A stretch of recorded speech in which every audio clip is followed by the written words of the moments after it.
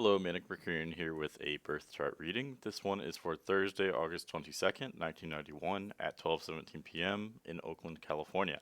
And this person said that they prefer their reading posted publicly, so I of course will do that. But I just wanted to mention for anyone that does want the reading, if you don't want it shared publicly, I can always make it unlisted, so that's always an option. And for more information on birth chart readings, if you are interested in one, you can go to the link that I shared in the description, and that will tell you all that you need to know.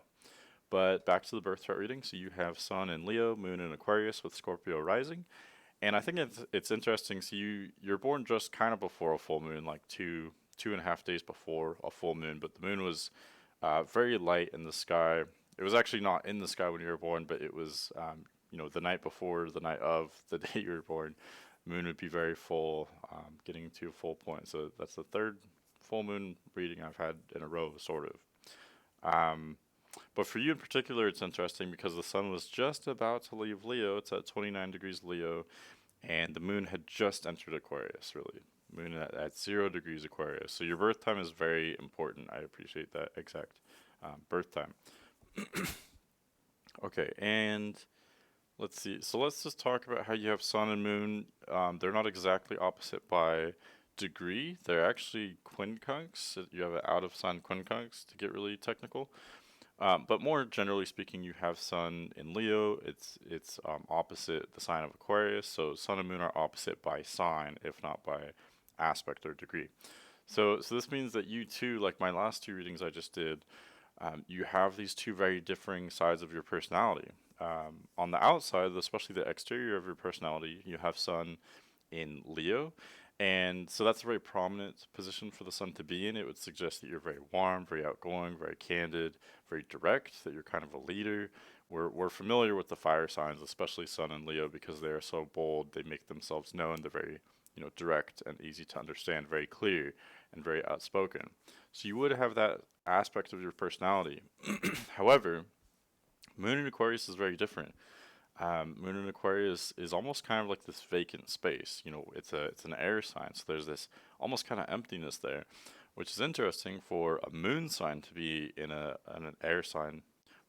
For a moon to be in an air sign like that, because deep down, like emotionally, you're actually pretty. I don't want to say empty because it's just not a heavy emotional body. So that kind of light detachedness allows you to access a lot of different information and experiences because you're not so sensitive. So to say that you'd be empty, it would definitely be a misnomer because you can actually be, you can access a lot of really rich information and experiences that way. Full moon in Aquarius is an intellectual placement, so you can be very intellectual, very studious, and but there's this clashing there between your sun and Leo, which is more passionate, emotional, more outgoing and outspoken, more lively, and then the moon in Aquarius, which is more detached, kind of more like unbiased. It's almost like you're just an observer, kind of watching everything, and that may be hard for other people to understand because you like on the outside can be very charismatic and you have that natural charisma and warmth to you, but deep down you don't really take anything too seriously. You have this again this detachedness, which is nice because you don't get too caught up, you don't get too overwhelmed with emotions. Typically speaking, you kind of just like to keep things casual. There's this also nice balancing component of having sun and fire with moon and air, being opposing elements. It does give you a lot to work with, which can be difficult because there's these two differing sides of your personality. There's a lot of contrast within you. You have different sides, which can be hard for you to manage that level of contrast within yourself. It's almost like you're constantly seeing things from multiple angles or multiple perspectives. So again, that can allow you to get a lot of really rich perspective and information and clarity. But it can also be very difficult to manage that level of contrast within yourself.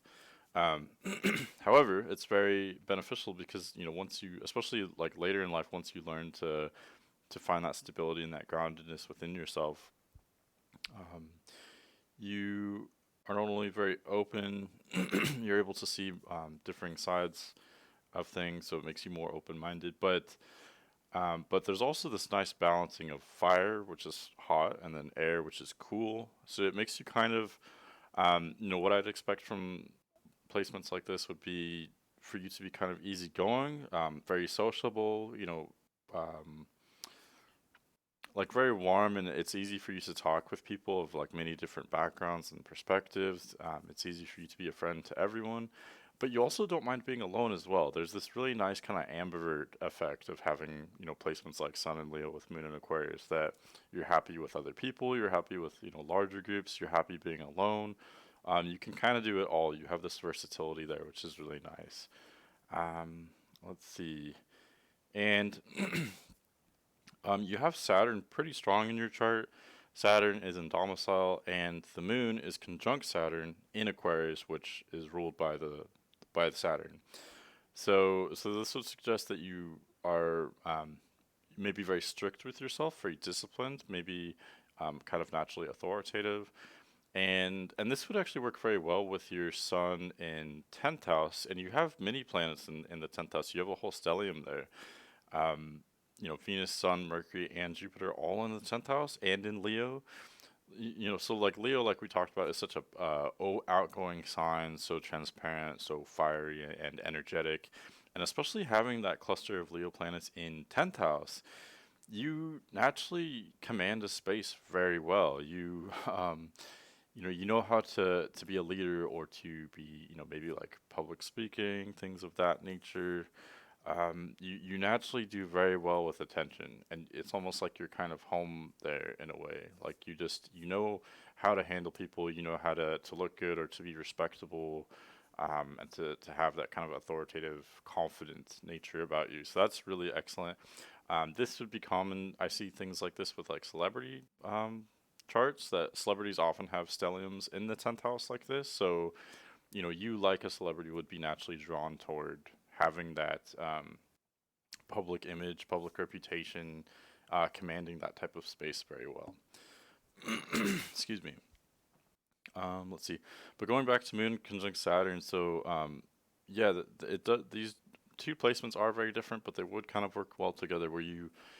I think you're very consistent. It's easy for people to understand you, and you're very like respectable. You kind of command a presence, if that makes sense, and um, I don't know, there's something like respectable or authoritative about you. So I really see some strong leadership potential with you. Scorpio Rising fits this pretty well. Also, that um, you're very good at like understanding things very quickly, and Scorpio Rising has this tendency of being very like candid with people. Like Scorpio Rising always like where you stand with the Scorpio Rising, if that makes sense. They always are very kind of clear. There's like this clarity with them, that they make their intentions known with other people. They're naturally good at commanding that presence as well, and having that mutual respect with other people, and making their boundaries known as well. So really, a lot of these placements in your chart are all pointing to me. Um, to me, they're pointing toward you being strong leadership potential, handling a public kind of space or venue very well. I don't know if venue is the right word, but so definitely a lot of skill there here. Um, you have some more conjunctions that I need to talk about. So you have Venus conjunct the Sun really tightly. It's almost to the exact minute, to the fraction of the degree. So very close conjunction there. And then Mercury is very close to that conjunction as well. So it's pretty much a triple conjunction between Sun, Venus, and Mercury all in Leo, which is pretty crazy. And then you've got Mercury and Venus retrograde. So that's interesting. Okay, so this even more would suggest that you're really good at having a public reputation, because this again is all in your 10th house of career and public image. So there's so much of your energy, so much of your personality that's naturally in that space. It's, your home there, like I said. But also having Venus conjunct the Sun means that there's something attractive about you. So this could be physically attractive. It could also just be your mannerisms. So the way you speak with people, the way you interact with people, is there's something pleasant there.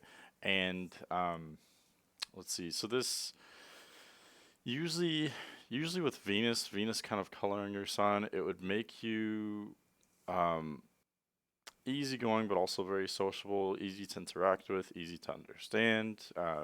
You, pe- People enjoy conversating with you. You are, you have this kind of charm about you, and especially with all these placements in Leo.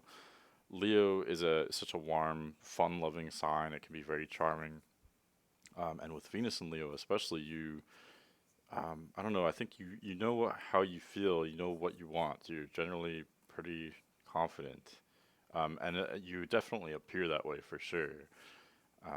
But in a way that is not like you're authoritative, but also really pleasant to be around. I feel like I'm just stroking your ego here, but and we can go through more challenging stuff later. I haven't gotten to these other parts yet, but yeah, it looks really great. Like I don't know, you'd be a perfect person to have like on stage or public speaking, things of that nature.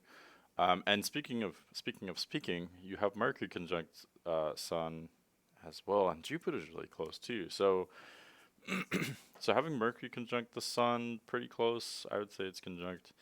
Um, it means that you would have enhanced intellectual ability as well. So you can you have this focus on speaking, writing, learning very quickly, observing. However, Venus and Mercury are both retrograde, and this is going to be a little bit contradictory here. I feel like you've probably been waiting for me to say this, but um, okay, so Mercury retrograde shows that you do think in a way that's kind of different from other people. It's kind of counterculture. It's like backwards, so to speak, from against the grain, I guess I could say.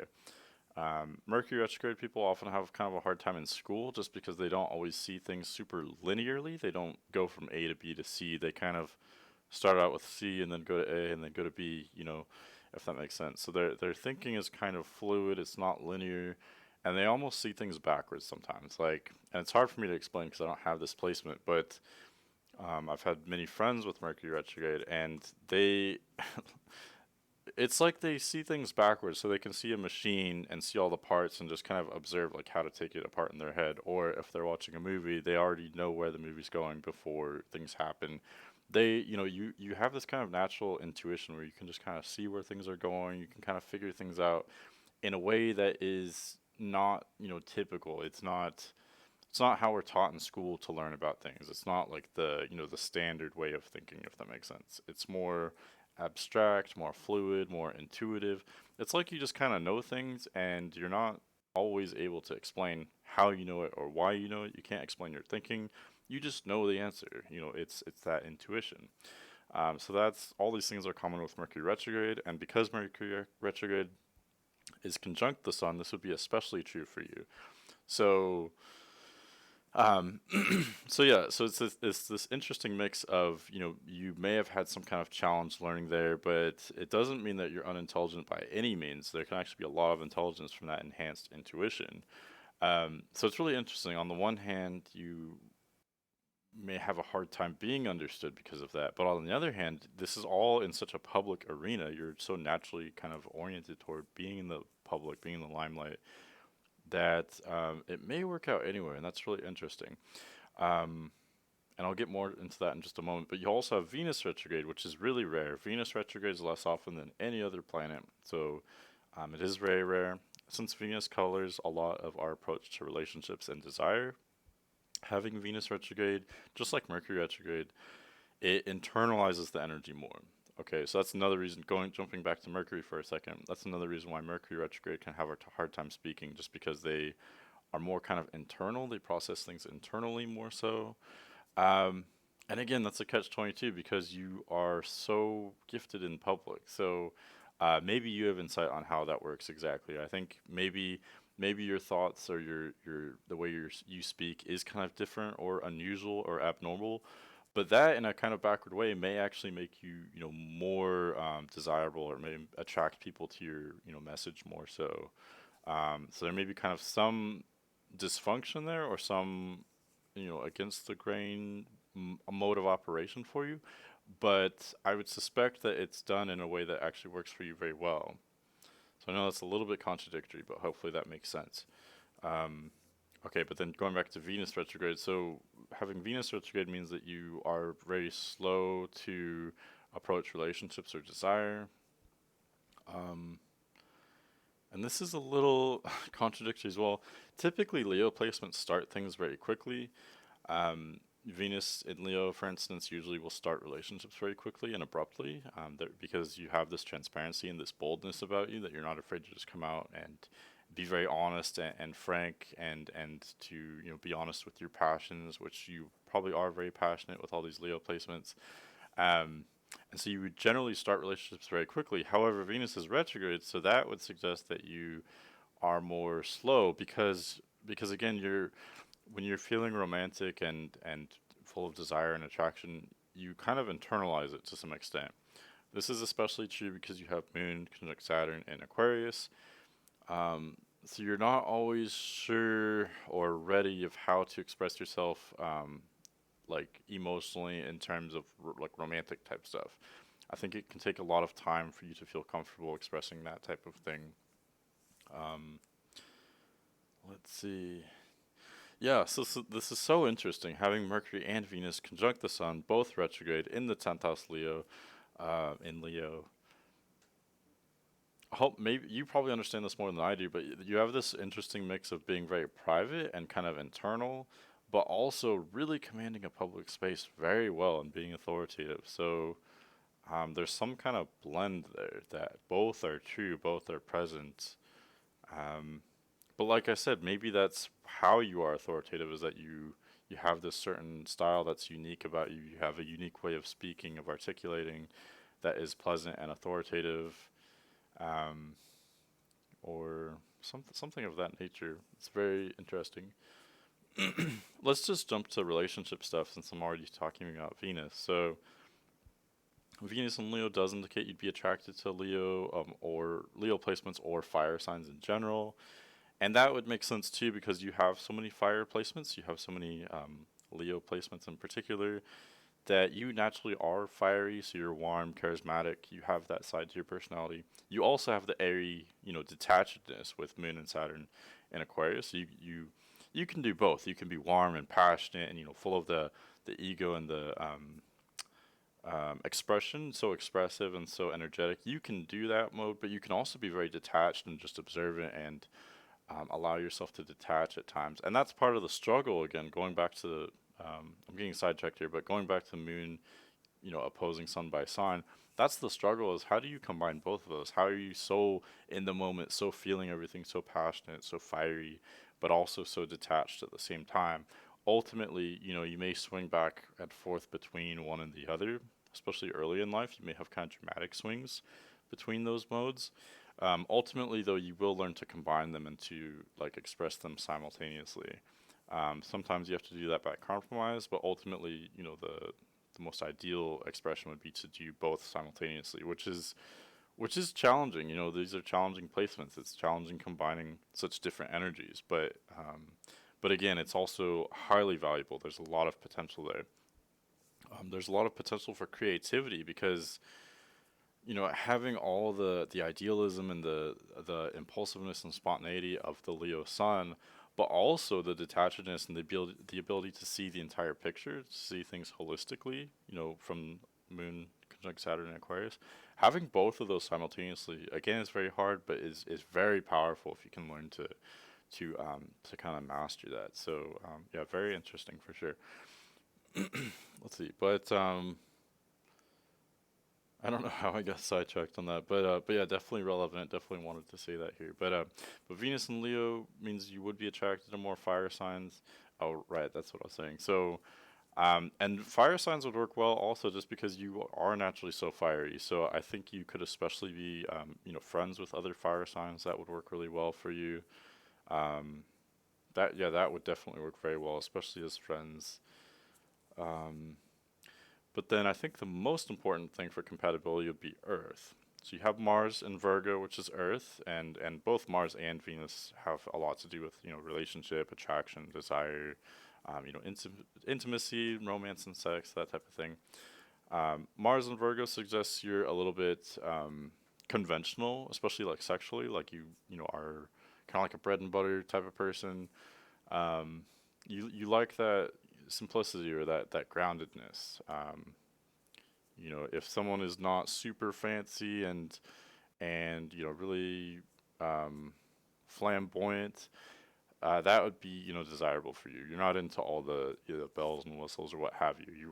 You want something that's really going to last. That's what you're attracted to sexually, and that's also what you need in a long-term capacity because you have descendant in Taurus. So really, the most important thing is you want someone earthy.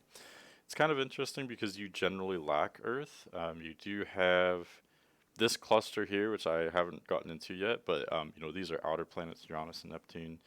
And then North Nodal we'll talk about in a bit here. Generally speaking, though, you do lack Earth, so that would make you actually more attracted to Earth signs. You don't have that really like heavy grounded energy, generally speaking. So you're drawn to that. You're interested in it. It's kind of elusive or exotic to you. We are always kind of drawn to elements that we lack in our own chart. That's always a very clear pattern. Um, so there's that, but also having descendant there. Most importantly, I always say descendant is more important than any other placement in terms of compatibility, especially romantically. So this really indicates to me that you would be attracted and you would need someone in a long-term capacity that either has Taurus placements or they have Taurus traits, Taurus themes about them. So this could literally be someone who has Taurus Sun or other Taurus placements. It could also just be someone whose astrology kind of matches up with Taurus. So, for instance, another Earth sign would be a great way to do this. Virgo would work. That might be a kind of competitive and sexual dynamic since your Mars is there, but that would, Virgo is grounded and practical and earthy, much like Taurus. So that would work well. Capricorn might work too. Now, that would be a little bit different. Capricorn is similar because it's grounded, earthy, practical, it has all those kind of earth themes, down to earth, just like Taurus or Virgo. It would be a little bit different though, just because you have Uranus and Neptune there. That would make the connection really like unpredictable and mysterious. So that would be a little different. I don't know. That could work or not. If you want something like an interesting and complex dynamic, Capricorn would do that for you. I don't think that's necessarily a good or bad thing. It just kind of depends on the situation. You also have North Node in Capricorn though, so this means that Capricorn people to you represent like an energy that you are meant to work on in this life. It's not natural for you, especially generally lacking Earth. Capricorn especially the Capricorn energies, Capricorn transits, people with heavy Capricorn placements may make you feel uncomfortable at times, but they're also aiding in your growth and your evolution. So that'd be interesting. I don't know if I would recommend that for a relationship. If you're really wanting to grow and learn and to expand yourself, Capricorn would be excellent for all of that for sure. For you Capricorn people, for instance. But that can be also very difficult. It's very difficult to learn and challenge ourselves constantly to grow like that. So I think you in particular with Moon, Conjunct Saturn in Aquarius, you can handle a lot of heavy responsibility or heavy challenges. You can handle like heavy restrictions, and you are naturally kind of always working on yourself, always working to improve and to find solutions. So you may be able to handle that type of energy, but it can kind of strain the relationship as well. So in short, for relationships, Earth is the most important thing, especially Taurus, maybe Virgo. Virgo would be kind of hit and miss too, though, because it would be sexual with Mars there, but it could also be kind of competitive or edgy. Mars can bring out restlessness and aggression to some extent. Um, so I'd really say Taurus more than anything else. Taurus would also kind of work with your chart because you have Sun in Leo, which is fixed. You have Moon in Aquarius, which is fixed, and then Taurus is a fixed sign as well. So you and a Taurus person may be very different from one another, but what you have in common is that you're both you have a very you're very strong-willed and you know yourself very well. You know you're consistent, you know your boundaries.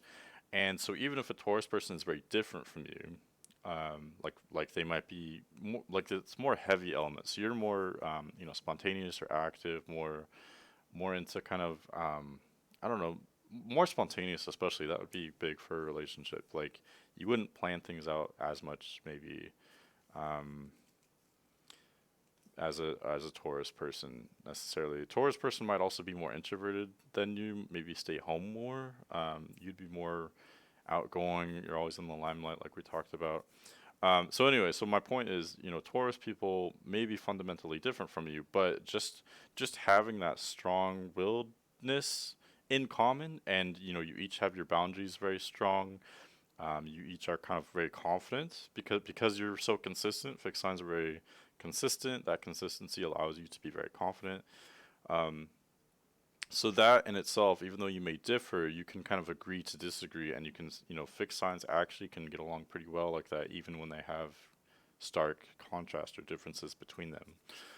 Um, let's see what else here. Yeah, so Taurus really, I think would be the best sign for you, generally speaking. Of course, someone's always going to have a mix of signs in their chart.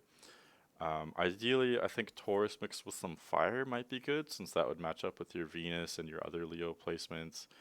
Fire would also work well with your Aquarius moon too. So yeah, I would say definitely Taurus or maybe some other Earth mixed with some fire signs would be really great for you, um, compatibility wise. Someone grounded, someone earthy, someone dependable, someone who's strong-willed, who knows their boundaries very well, who's confident in themselves. Um, yeah, someone very expressive, someone who holds their ground. Like you kind of need like a rock. They'd be your rock. You'd be the more kind of dreamy, idealistic, impulsive one, the more active one. You'd probably bring more like fun, more liveliness to the relationship.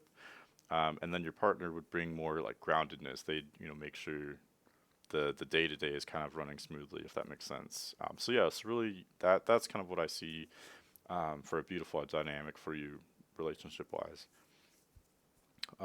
Let's see what else here.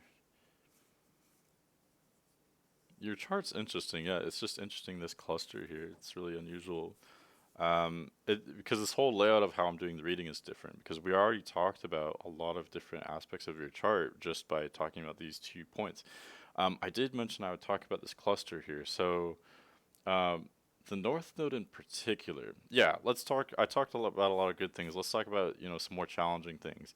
So South Node in ninth house, Cancer, it means many different things. So South Node in Cancer shows that you're very emotional, very sensitive. Um, it also shows that you would share some Cancerian traits. So you probably, like cuddling, you like that softness, the affection, and you're very sensitive. You really desire that connection with other people.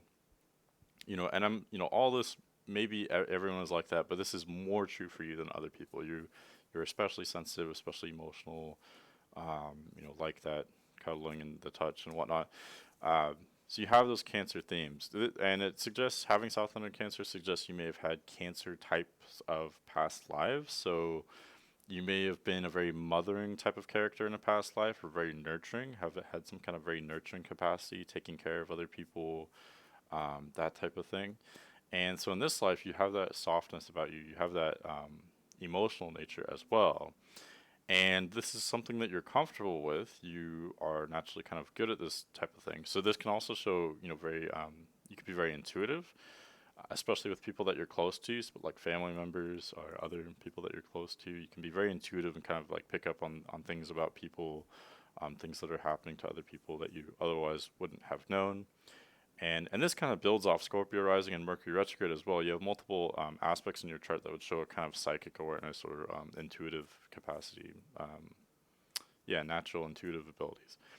But South Node in Cancer shows that although you're kind of comfortable dealing with the emotion and these like intuitive capacities, if you dwell there, if you dwell in this more emotional state, um, and also like Cancer likes to be, it likes to stick with what's familiar and what's comfortable to itself. So Cancer likes to just do kind of what it feels in the moment.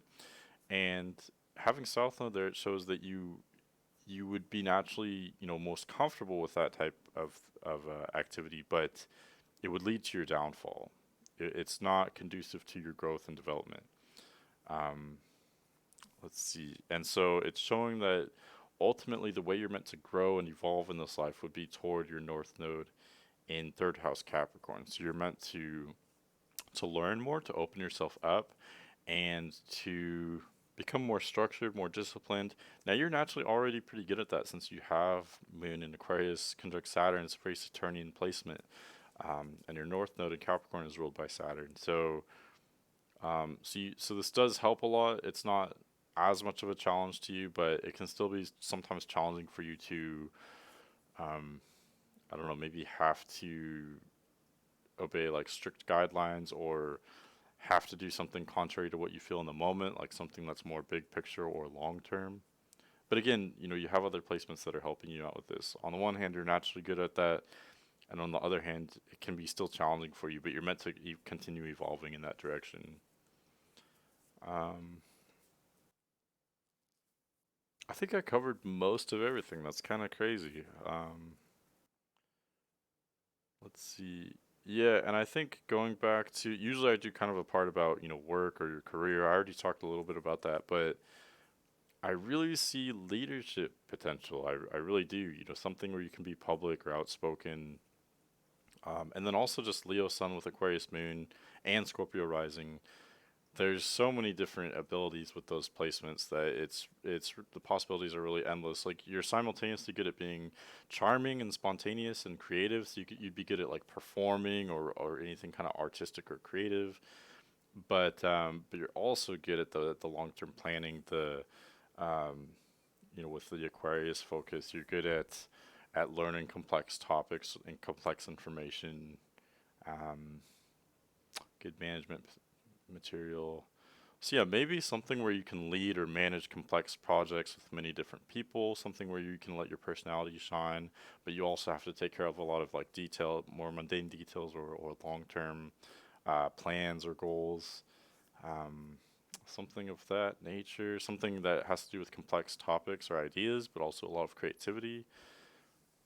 Um, and that could be a lot of different things, but I think the main thing would be to use your that stellium in the 10th house and the other placements as well that are showing that you have this authoritative leadership capacity. That's the biggest thing I see. It's really written all over your chart, I would say. Okay, let's talk about your childhood a little bit. I haven't talked about that. You have Moon in Aquarius. You have IC in Aquarius. Um, so this to me suggests your mother was definitely Aquarian in nature. So she either had Aquarius strong placements in her chart, or she just otherwise exemplified the traits of Aquarius. So she may have been maybe kind of blunt or very transparent. Um, and Aquarius is also known to be very stable for long periods of time and then to suddenly change. So Aquarius is like the energy of earthquakes, where everything's stable for a long time and then suddenly there's a dramatic change and then there's a stable period again. So your mother may have kind of exemplified that type of theme of stability and then sudden change. And your life as a child as well would kind of fall under that as well. Very stable for a long time, then a dramatic change, then very stable. Um, let's see what else. So that's kind of the energy that you resonate from, especially with your moon sign there. Um, and and with sun and moon or opposite by sign, your parents may have had very different energies. Or if both parents weren't involved, there was a lot of contrast in the home where you were growing up. So at different times there was you had, at different times you had very different expectations placed upon you. So that may have been confusing as a child to know what was expected of you. But at the same time, that's what creates this contrast within you, which is hard to manage, but also creates a lot of potential. It means that you're potentially very well rounded and have a lot of different abilities. But it is difficult, especially at a young age, to handle that level of dynamism, that contrast in the household. Um, Also with Moon and IC in Aquarius, there may have been a focus on like learning or your mother may have valued, your school, your education, learning. Parents may have pushed that on you. Oh, and you may have had like a lot of strictness in the household as well with Moon and Aquarius, conjunct Saturn, and then IC in Aquarius. It's very Saturnian. Your whole childhood was very Saturnian. So this would mean it would be very challenging, very structured, very disciplined.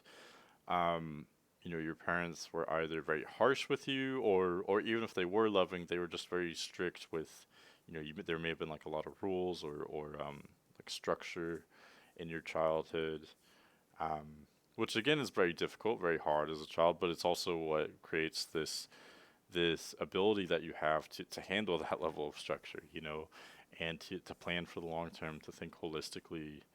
Um, and then that's interesting because it's so different from your South Node in Cancer. South Node in Cancer would suggest that you're very emotional as a child. So that too would be difficult because there's such clashing energies. On the one hand, you can be very detached and you can handle this strictness and this discipline. But on the other hand, you have this really sensitive side as well. You can be very emotional. So those would definitely clash. That would be, it would be hard to integrate those.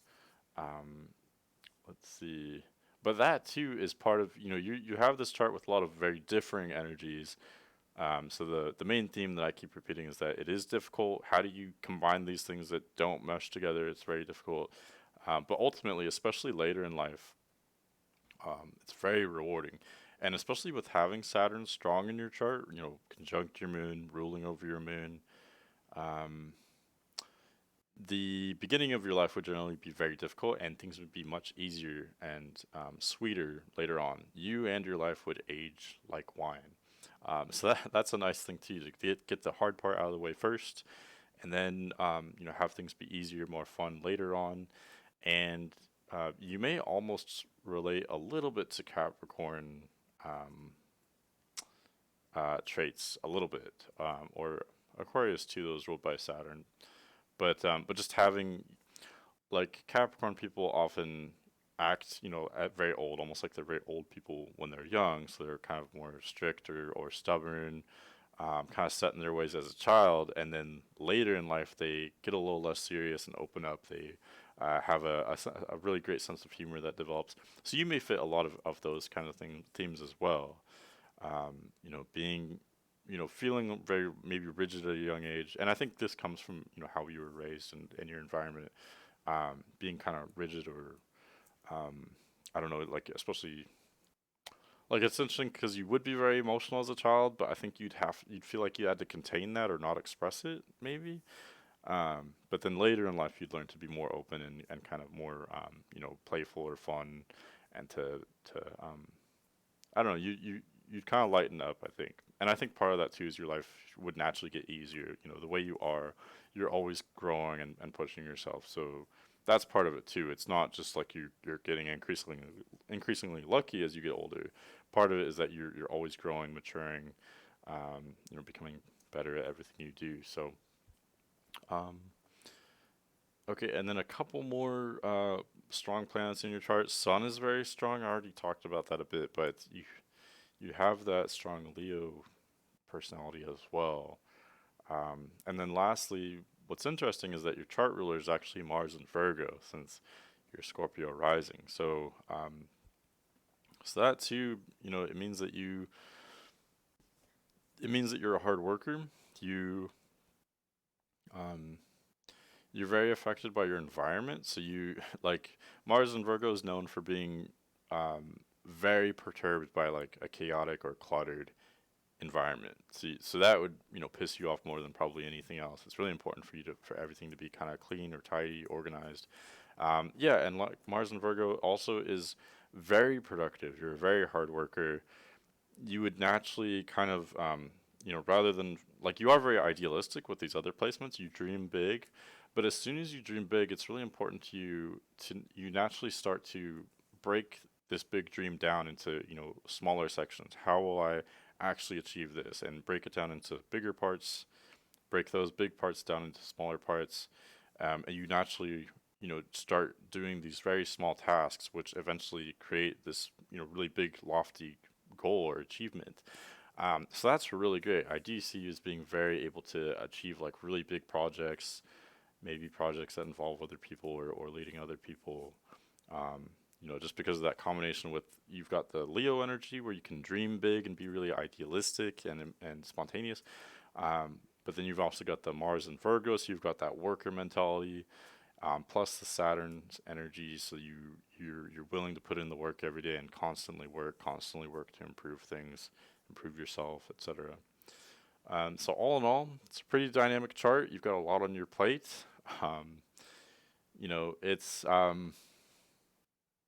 it reminds me of the numerology of the number 11 because you have like some of the most challenging themes, especially early on in life, but those same challenging themes also give you a lot of potential for many different strengths and abilities, ability to achieve a lot in this lifetime, and to lead other people. To I think you're really meant to set an example for people, to lead by example, and sometimes lead in a more direct way. Um, and you're a leader because you also have that worker mentality as well, which is really beautiful. You're not just shouting orders at people. Do have this humbleness or humility, like you know what it's like to be there and put in the work every day because you do that as well. Um, but that's what I think makes you a great leader. So that's what I want to leave this on is I really feel like you'd be a really great leader. You have a good chart for it. And especially to lead in a way that's really unique, really your own. You have this kind of something really unique to offer. I mean, so does everybody, but for you, it's in a like a leadership capacity, which is really interesting. So that's my take on your chart. I hope that makes sense. I hope that's helpful. Um, Thank you for this opportunity, and thanks to everyone for watching, and I'll see you later.